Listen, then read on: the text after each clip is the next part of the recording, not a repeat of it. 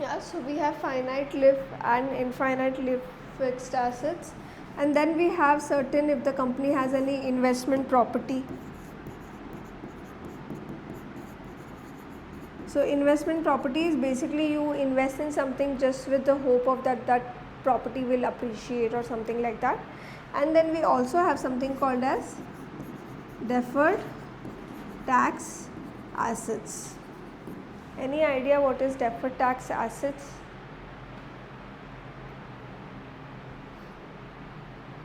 So I'll just give you a brief, but when we do income statement, income tax chapter, we'll get into details of this.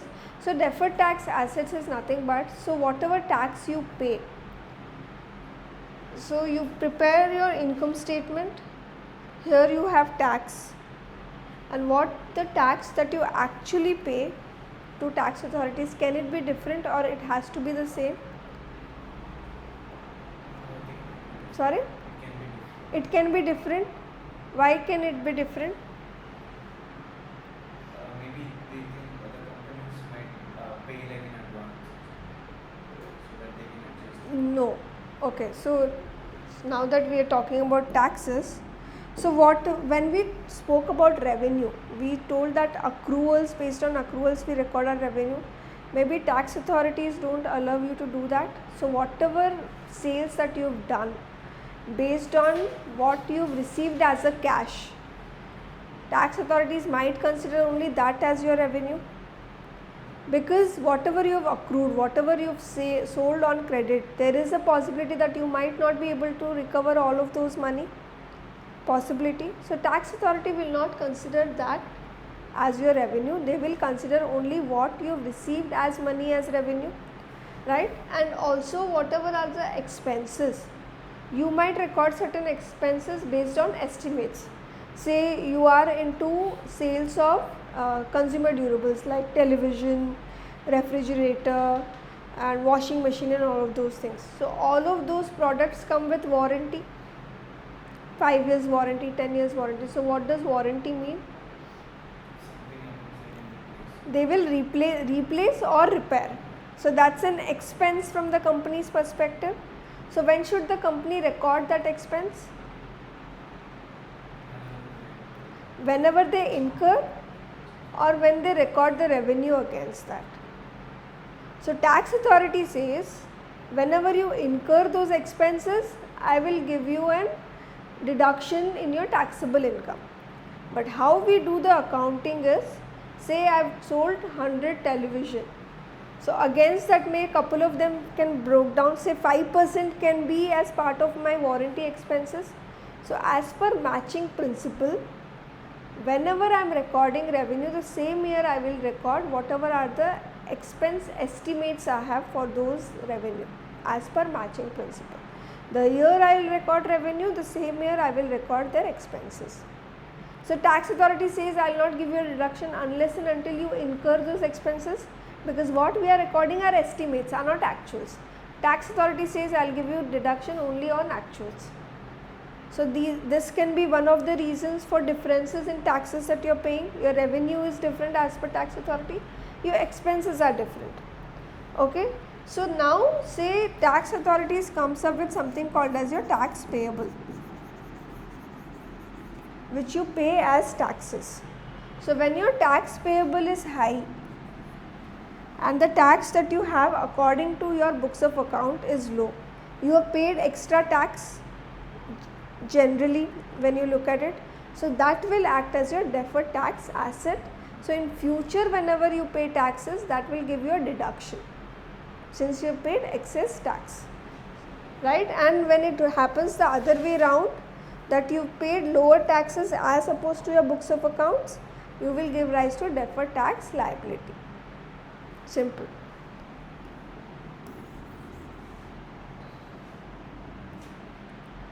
Yeah, so we have deferred tax asset, then we have something called as current assets here. We'll come to it in a bit. We'll do current assets and liabilities together. What comes in equity? What comes as part of your equity? So we also know that this is the basic equation of balance sheet. Assets is equal to liability plus equity. So we can figure out either of this from this equation, right? So what comes as part of your equity?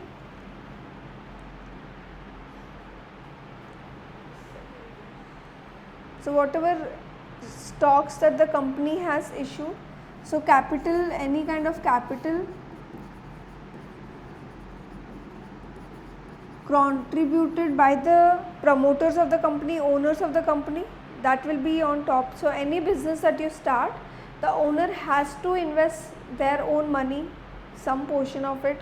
Only then anybody will invest in your company. If you yourself don't have say faith in your own business, then nobody will be investing in your business. Then we might have something called as common shares. We might have preferred shares. We might have retained earnings. All of those things will be part of your equity, and we'll have many more things, but let's stick to the basics. What are common shares? What are preferred shares? How are these two different? Common shares are the which are traded in markets. Credited in the banks.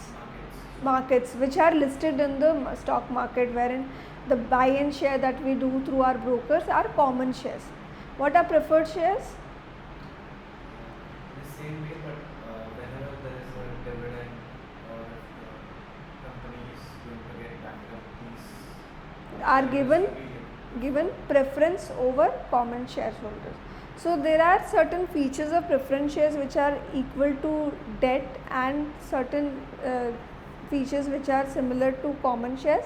Now preference shareholders generally are not traded. Those are bought by generally institutional investors, right, wherein they are given preference over common shareholders. So whenever the company is paying dividends to common shareholders, so first priority we give it to debt holders, we pay them interest first, then we pay dividends to the preference shareholders, then we pay dividends to the common shareholders, and their dividends are fixed over a period of time. Common shares, there is no obligation that the company has that they will have to pay dividend.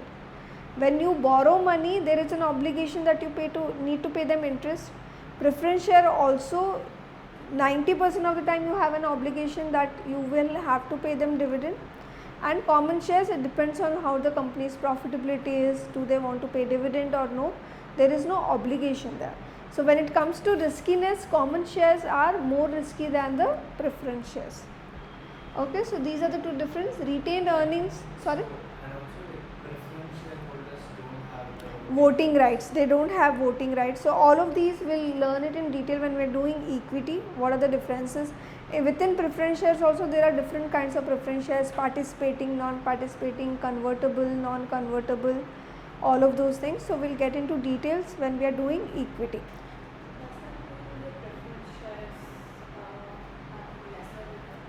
Lesser? Yeah, they are less risky, their return is also fixed. So when I talk about participating preference shares, say for an example, they participate in the higher profits of the company if the company were to make good profits that particular year. Non-participating means if I have told you that you will receive 8% of return, your return is kind of fixed, just like your debt holders. You pay them coupons on a regular basis, that is fixed. Even here your dividend will be fixed, and at maturity you will get your money back, right? And then we have cumulative, non-cumulative preference shares. All of those things we'll get into details of that, but for now, so whenever you take out any company's financial statement, you look at their balance sheet, you might see these different kinds of preference shares also, right? So we'll get into details of that, not part of FSA, we don't need preference shares for that. So this will be part of your equity. Then what do we have in our long-term liabilities?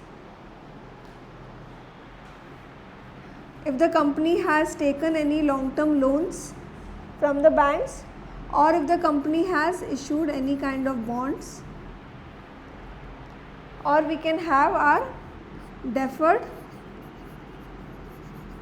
tax liability. Okay, so these will be part of your non-current liabilities or your long-term liabilities.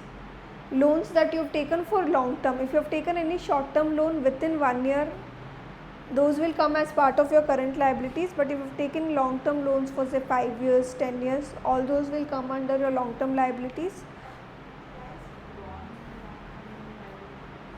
Not in.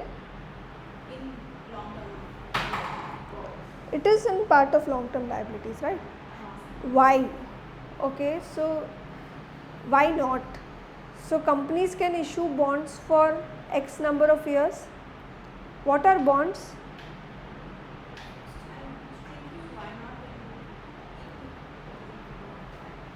Why in equity? That's not shareholder capital, right? Right? So bonds is nothing but companies issuing bonds and the investors will invest in that money.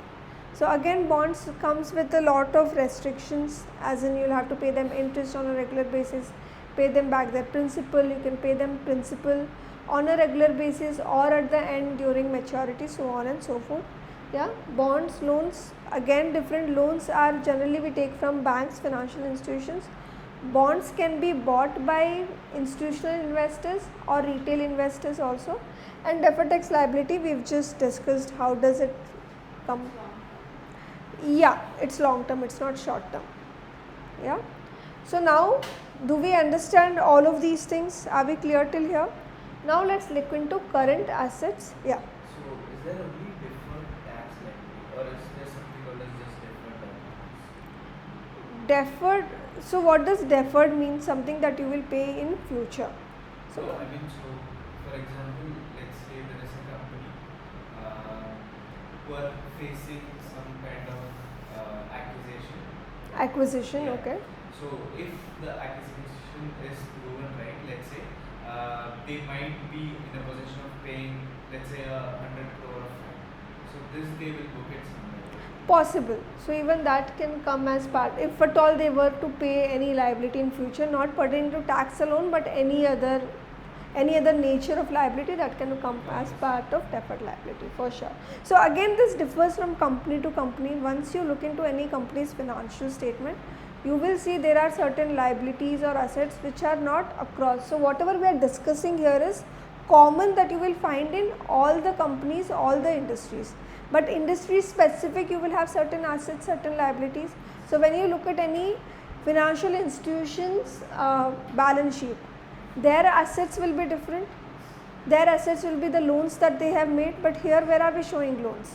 We are showing loans as a liability side of balance sheet. If the bank is giving out loans, that is their asset, that's not their liabilities, because that is how they are earning their bread and butter. So whatever we are calling it as fixed asset, the reason that we record them as on the balance sheet and not as an expense. Why do we record assets as part of balance sheet? So I've got say a machinery for my company for which I say paid 2 lakhs. Why don't I record that as an expense in my income statement? Why do I record as an asset in my balance sheet? Why not just expense it, that machinery bought, expense it in my income statement and just has resale value. Okay, considering it doesn't have resale value, let's take that as an example. Then why not just expense it? Why do I record it as fixed asset in my balance sheet? What is depreciation first of all?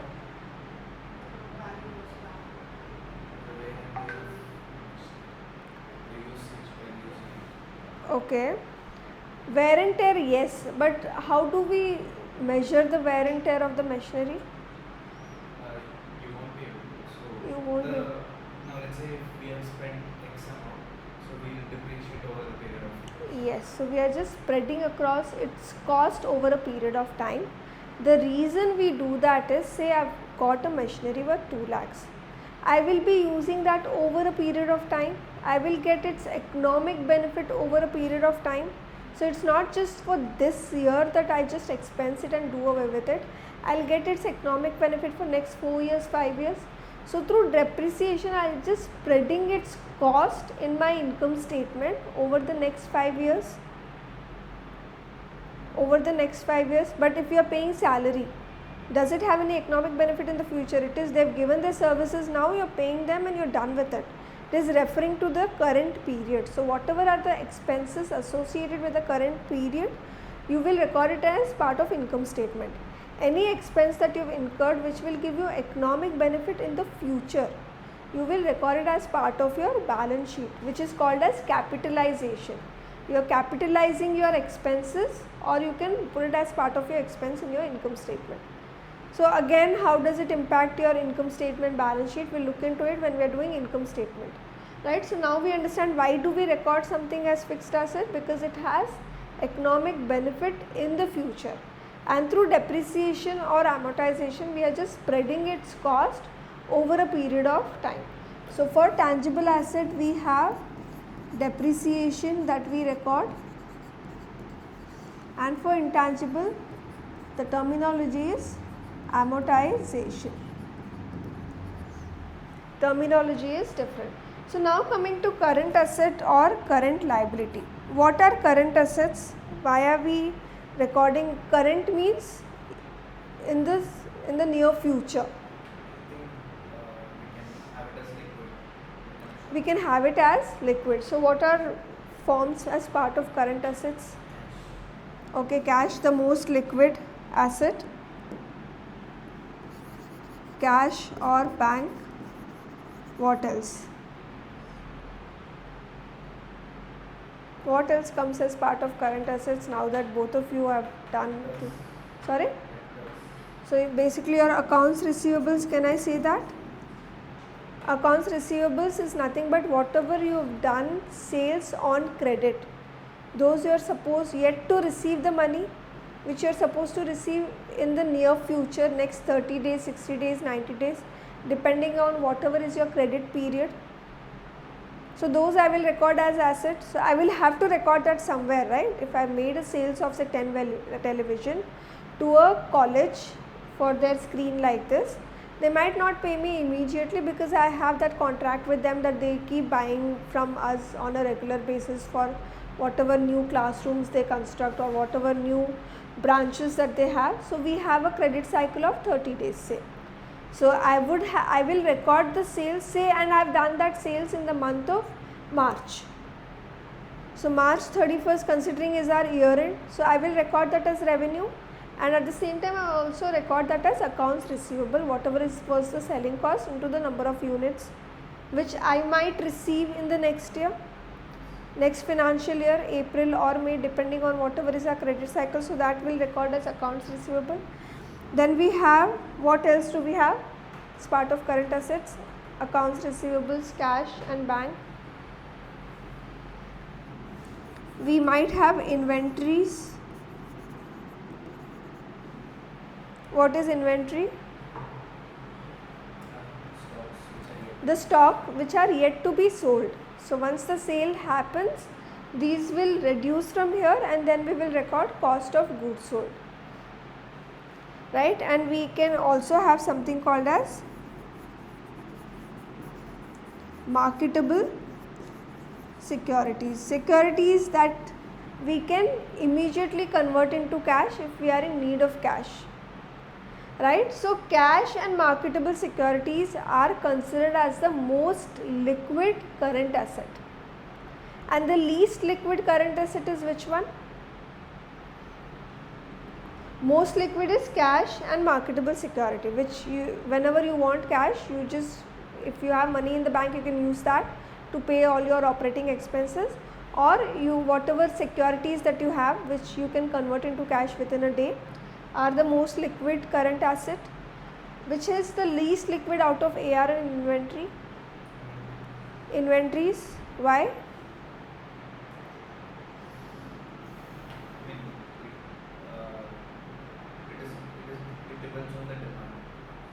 It depends on the demand also. So first say you inventory, once you sell, if you have sold that on credit, it will move into AR, and then once you receive cash, it will go to cash. So that's why inventory is considered as the least liquid current asset. So generally when we calculate the liquidity ratio of a company, we might exclude inventory also, because those are the least liquid current asset that the company might have. Next, moving on to our current liabilities, what all can we have in our current liabilities? Sorry? Accounts payable. So whatever purchases that we have done on credit will be part of accounts payable, right? Any kind of unearned revenue.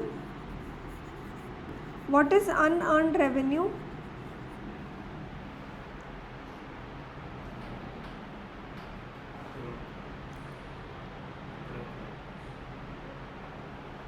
Accrued revenues, no. So say your business model works on subscription model, and they've given you subscription for 1 year. So when you receive cash, can you record all of that as revenue? Because you've still not earned it. So over time, once you give them services or the product during that subscription period, you will record that revenue as and when you earn it. So the principle is simple. Revenue that you've earned, only that you will record as revenue in your income statement, whether you've received cash against that or no, whether you've received excess cash against that or no. If you have still not received cash against that, we will record that as AR. But if you have received excess cash, we have received cash in advance for whatever services that we will be providing over a period of time.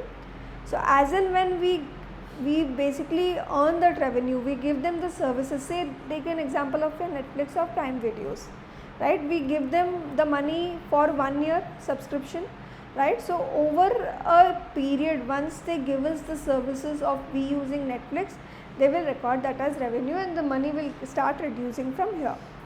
That's what is called as unearned revenue. So this is also a current liability kind of.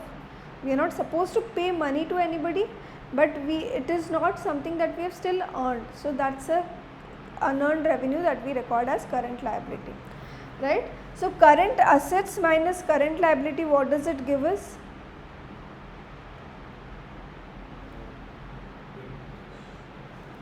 Current assets minus current liability gives us working capital.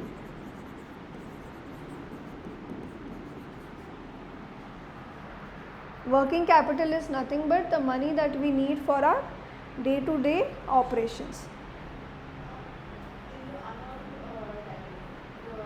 revenue that we would have already gotten by cash already, would be accounted in revenue and as well as cash? It will not be accounted in revenue unless and until you earn it. Say April 1st, you've got the subscription of Netflix. You paid them how much? I don't know how much is it, 1,000, 1,500. They will record that as unearned revenue on April 1st. Say in June they do their quarterly reporting. So they will reduce the revenue by, say, if it considering it is 1,000 rupees, they will reduce the unearned revenue by 300. First 3 months, 100, say it is 100 each month, considering that, and they will record that 300 as revenue in the first 3 months, and accordingly they will reduce from unearned revenue, record that as revenue. So whatever the company has earned, whatever money that they have received in advance, they have still not earned that revenue. Only once they give the services against that, they would have earned that revenue, right? So whatever they have received in advance as cash, they will record that as unearned revenue. But tax authorities will consider this as revenue and tax you on that. You didn't understand. The tax. So from the tax authority perspective, when I told you that whatever you do sales on accruals, tax authorities will not consider that because you have still not received cash against that. But here you have received cash in advance, which is kind of your income. So tax authorities will tax you on this in the April 1st itself, because you have received cash, which is taxable income, and they'll charge tax on that. So that's why there is a difference between what tax you pay and what tax you calculate as part of your financial statements. Good. So that's unearned revenue.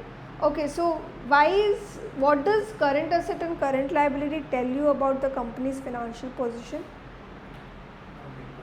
How liquid the company is, And why is liquidity so important? So that if the company is bad at taking, Sorry?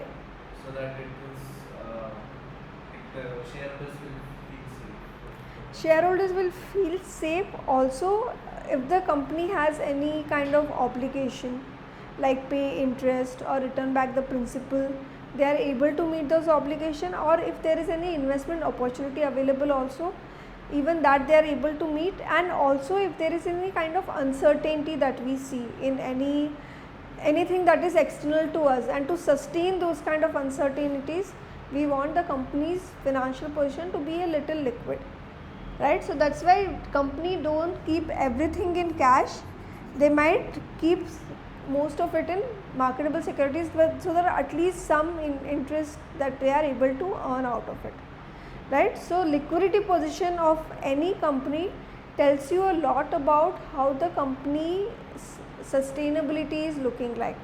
Can the company be solvent for a longer period of time, right? If the company is doing most of their sales on credit, maybe company might look profitable, but if they are not receive cash against that, if their liquidity position is bad, then the company might be in a soup, right? So this is what we learn mostly in our balance sheet. When we do the balance sheet chapter, we'll learn most of it in a little bit of detail, but not all of it, because this will be part of a different chapter. Within current assets, inventory alone is a different chapter. So within asset side, fixed assets, your long lived asset is a different chapter. So we'll learn basics of balance sheet when we do the balance sheet chapter, and then within these we'll go into different chapters to learn all of it. Okay. Now you want a break now, or we'll finish cash flows? You want a break? Okay, let's break now for 10 minutes and then we will continue.